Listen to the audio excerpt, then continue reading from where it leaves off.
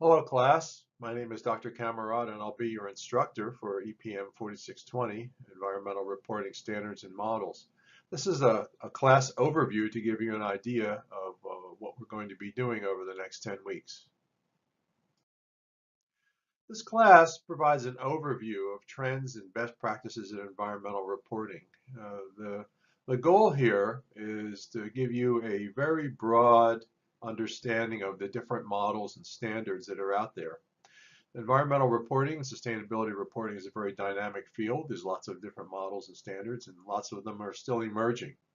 And so the goal of the class is to give you a good background in global environmental reporting activities, give you some understanding of the scope and nature of the different reporting standards, looking at some of the issues facing reporting organizations, especially materiality, and summarize the reporting trends for industries. You're going to be looking at some company and industry-specific environmental reports, sustainability reports, and you're going to be appraising the effectiveness of these reports based on the GRI and SASB standards. And through a lot of research and review, you're going to discover how different organizations and several industries are communicating operational impacts in their current sustainability reports and how they're using these reports to define and develop strategies. These are the topics we're going to be covering. As you can see, the class is sort of a mile wide and an inch deep. We're going to start with the background and historical context of environmental reporting. We're going to look at in week 2 at some mandatory reporting requirements, including the Securities and Exchange Commission. Week 3, we launch into some standards review. We're going to look at the GRI standards. In week 3, we're going to look at the IIRC standards. In week 4, we're going to look at the SASB standards. These are primarily financially oriented. We're going to look at the Climate Disclosure Standards Board standards, week 6, and then the UN Global Compact Standard, which is essentially a set of principles and general goals. We're going to take a different approach in week 8. We're going to look at a reporting standard that's based on stock exchanges rather than individual organizations. Week 9, we're going to review the very important issue of materiality. And then week 10, we're going to draw the class to a close with a discussion of some emerging concerns and the future of reporting. We have a discussion every week, and we're going to be using these to explore different standards and models.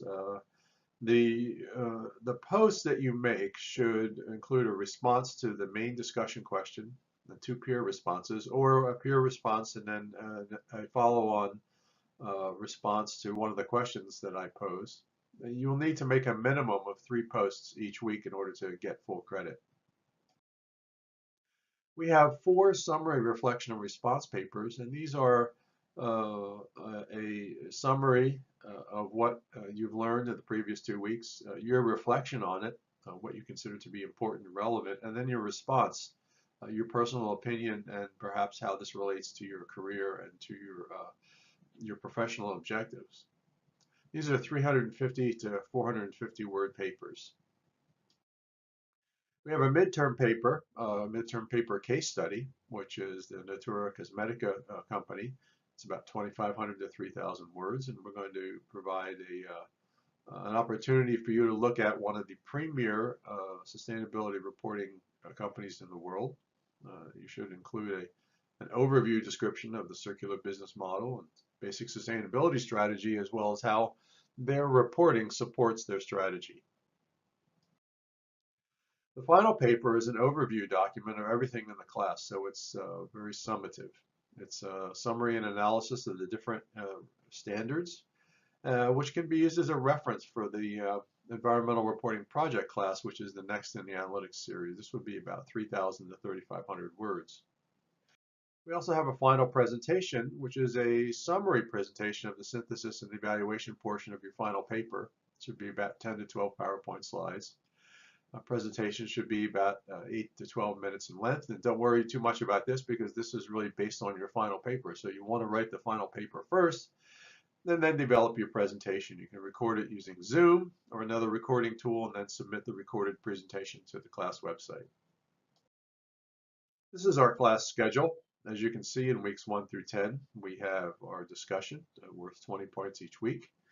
In weeks 2, 4, 6, and 8, we have our discussion and a summary, reflection, and response paper. The response papers are worth 50 points. There's 4 of them for 200 points, another 20% of your grade.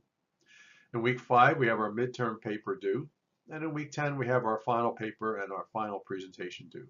So there's 1,000 points in the class. You can use this to calculate your grade.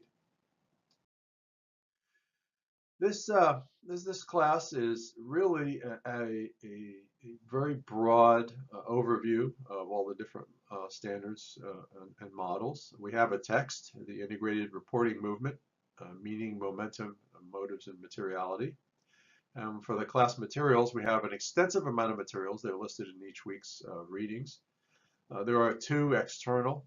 The business school technical note, and then we have the case study, both of which are going to be available to you on a website. I believe is a nominal charge of something like $3 or $4 for these materials. I live in Arizona currently, so my office hours are MST, Arizona time, 3 to 6 p.m. Tuesdays. You can leave me a message anytime on email or voicemail. Here's my phone number, and then there's my email. Since this is an online class, the efforts will be asynchronous, other than my office hours.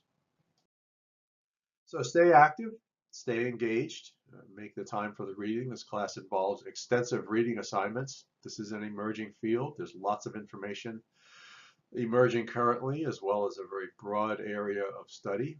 So follow the basic class outline. Just keep up with the reading. And if you have questions, pose them in the Q&A forum or send me an email or voicemail. We'll see you online.